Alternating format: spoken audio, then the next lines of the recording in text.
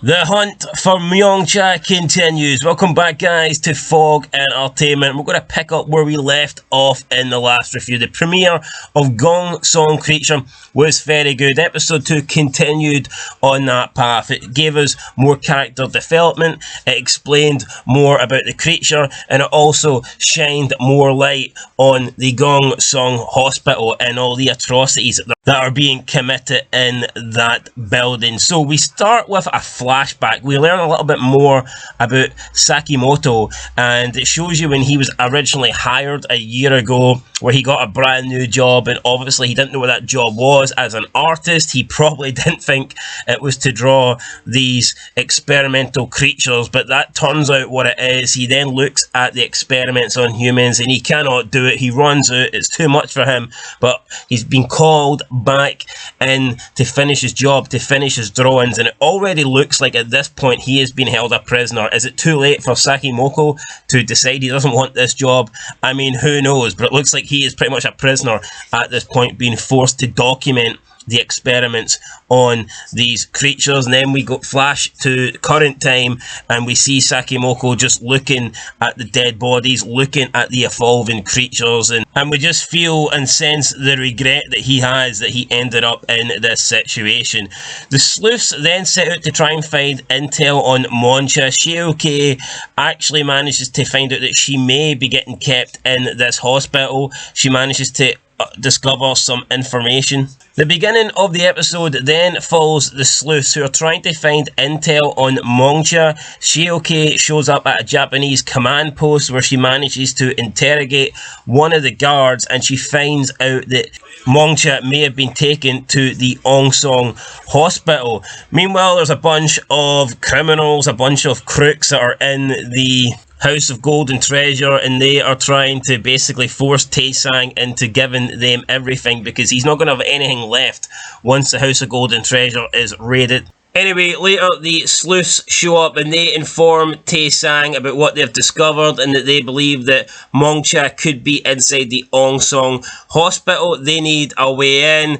Taesang can't get in because you have to be Japanese. You need to be like a high official Japanese ranking member to get in. So he visits his friend, who is like some patriotic Korean guy who is trying to win the war and fight the Japanese out of Korea. So he manages to get his ID. His friend is called, I believe, Yoon-taek, and it's like childhood friend. So he takes his ID because he is pretty high up. He's like his father is, I believe, a high official in politics, so he takes his ID, and then Taesang, Shioke, Gapyeong, and Jungwon all travel into the hospital. Taesang had to disguise himself as the husband of Shioke, so that's how they actually managed to get in to the hospital. She came out dressed in like this blue dress, and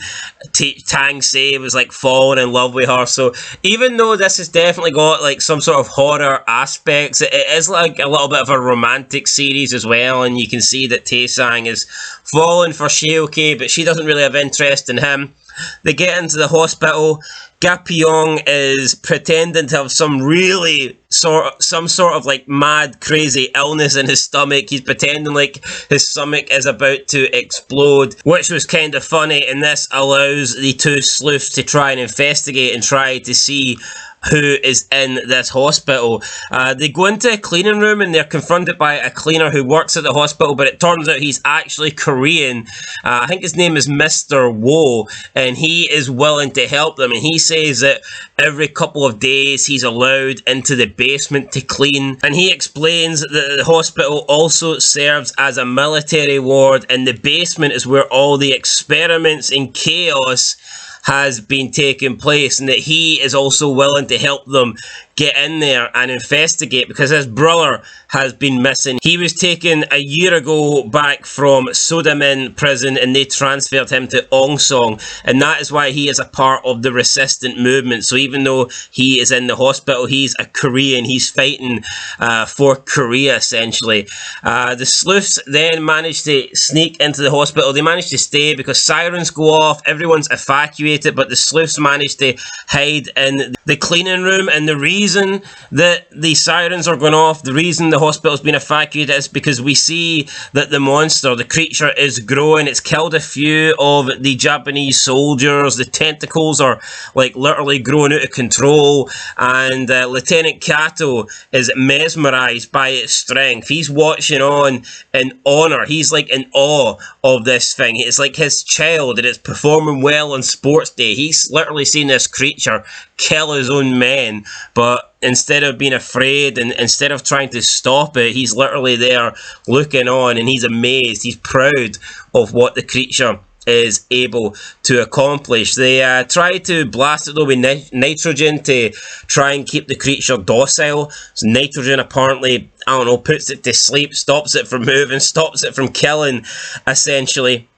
And then later that night, Shioke and her father, along with Mr. O, scout the military ward from afar. Shioke manages to sneak in. She tries to get in, break in, but the watchtower is faulty. Someone died there like a couple of months ago, and her foot goes through it, and it's not safe, and we don't know what's happened to Shioke. She's trying to get into the military ward, but like I say, the watchtower's falling apart, and she kind of falls through it. On the outside, Tae-sang is worried about Shioke, and for the first time he's showing that he's not selfish, and he's got feelings for somebody other than himself, and that he's worried about this girl. So he decides he's going to do everything he can on the outside to try and help her, and he then goes to see if he can find Sakimoko, because that was the deal. If they could find Mongcha, he would try and help them find Sakimoko. And the next day, the news breaks that the Ongsong Hospital is closed indefinitely due to a deadly disease. So now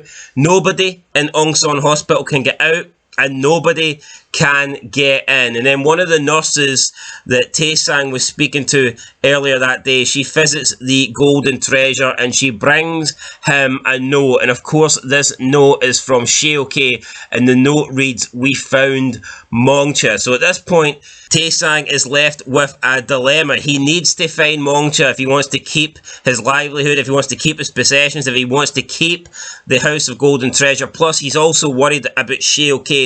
And it turns out the nurse from the hospital is also part of the resistance. So how many Koreans are actually in this hospital working against the Japanese, fighting for the resistance, fighting to take back Korea? We don't know, but Tae-sang basically ends the episode adamant that he is going to find a way in. He's going to break into Ongsong Hospital and not only rescue Shioke, but he's going to find Mongcha. He's going to find her alive. He's going to take her out, and he is going to save himself, essentially, and also save the House of Golden Treasure. So that was it, guys. We got to see more of character development, and we got to see the creature. Basically all the characters we learned more about. We got to find a little bit more about what's happening in the Ongsong Hospital, and like I said, we also got to see the creature kind of transform. It's evolving, it's getting bigger, it's becoming more deadly, and at this point it is a killing machine. It took out multiple members of the Japanese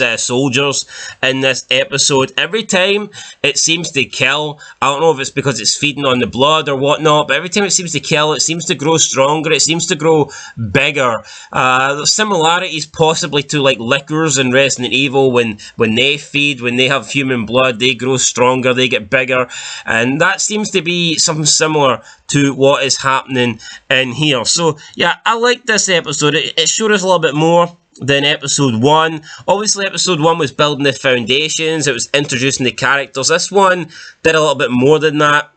Obviously, it developed the characters a bit more, it showed us a little bit more backstory, but we also seen a little bit more inside the hospital. We got to see the creature develop a little bit as well, and I just think overall a little bit more happened in this one than the first episode. Plus, you also had like a little bit of a comedy element with Gap Pyong faking his injury, pretending that his like intestines were going to burst, and it was a pretty funny scene with him and Tae-sang in the hospital. So Tae-sang's people seem very loyal to him, and it looks like in turn he is going to show loyalty to Shioke and try and bust her out of the hospital in episode 3. Anyway, guys, that was it. That's your episode 2 review. This one was called Muller, by the way. Obviously, Sheo-K is still looking for her Muller. Seung-won is still looking for his wife. It's been 10 years now. Are they getting any closer to finding her? Maybe we'll find out in the next episode. But this one, I thought was pretty good. A little bit better than the premiere. I just think it advanced the story a little bit more, so I give the premiere 6. I'm going to give this one a 7 out of 10, guys. Solid episode, good episode, and we'll see what happens next time. But yeah, there you go, guys. Gwansan Creature, episode 2, Muller, I am giving a 7 out of 10. Let me know your thoughts down below. I'll catch you in the next one. Until then, been Fog Entertainment. Thanks for watching, and peace.